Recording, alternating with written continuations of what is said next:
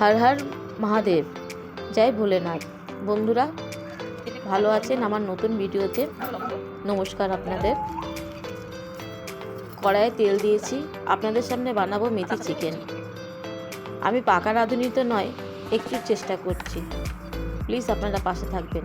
তেলটা গরম হয়েছে, গোটা গরম মশলা সামান্য একটু চিনি দিলাম যাতে কালারটা ভালো হয়। একটু ভালো করে এটা নেড়ে নিলাম। নেড়ে নেবার পরে যে পেঁয়াজগুলো কেটে রেখেছি ওই পেঁয়াজটা আমি দিয়ে দেব। পেঁয়াজটা দেওয়ার আগে আপনাদের বলে রাখি বন্ধু যে আমি চিকেনটা একটু দই মাখিয়ে রেখেছি। এই পেঁয়াজগুলো দিয়ে দিলাম। পেঁয়াজটা যতক্ষণ ভাজা হবে ততক্ষণ আমি সাইডে আদা, রসুন, কাঁচা লঙ্কা, পেঁয়াজ, টমেটো একটু পেস্ট করে নেব।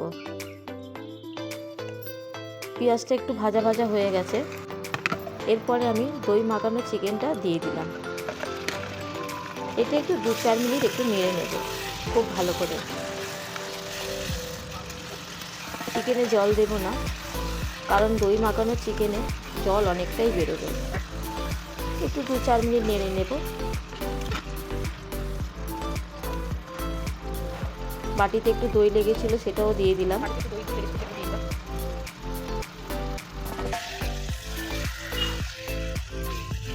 এরপরে যে বাটা মশলাটা আছে সেটা দেব।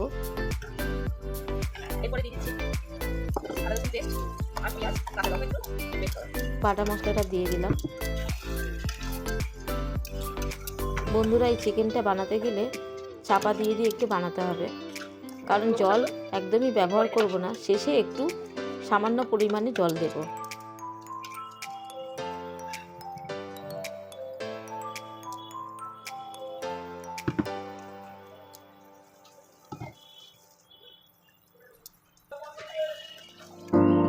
খুব ভালো করে একটু মশলাটা মিশিয়ে নিলাম।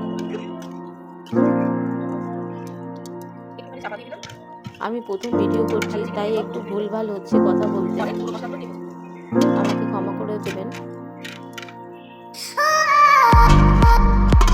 দেখুন কতটা জল উঠেছে।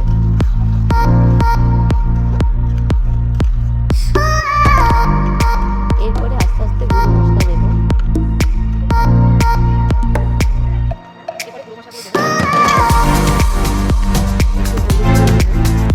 সবই আপনারা নিজেদের আন্দাজ মতন দেবেন, যার যেরকম চিকেন থাকবে বা যার যেরকম থাকবে সেই হিসাবে দেবেন। একটু জিরে গুঁড়ো দিলাম।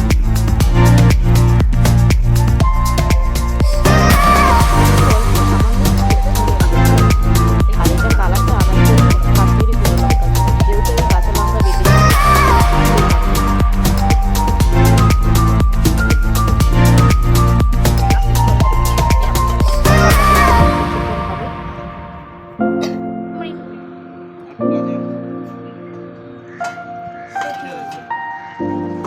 দেখুন এখনই কালারটা খুব সুন্দর লাগছে।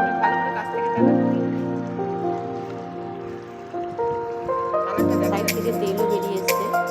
এটা আরো কষানো হবে, সেই কারণে এখন আর নুন দিইনি, দেবো চারটা।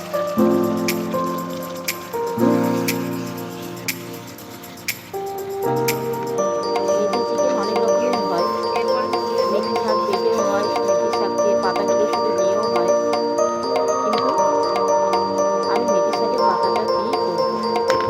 লবণ দিয়ে দিলাম, টেস্ট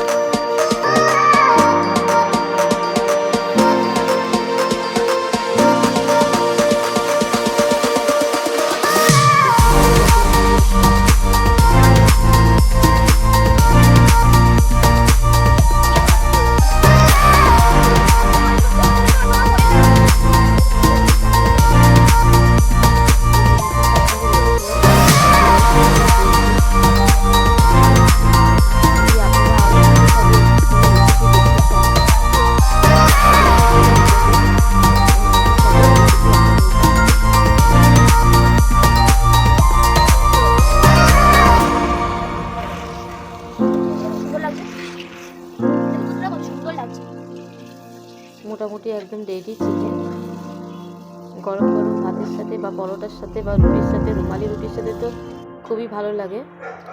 একদম রেডি হয়ে গেছে। একটু ওপর থেকে কসুরি মেথি দিয়ে দিলাম আর একটু সামান্য মাখন দেব। এই দিয়ে একদম চাপা দিয়ে দেবো। চাপা দিয়ে দিলাম। এরকম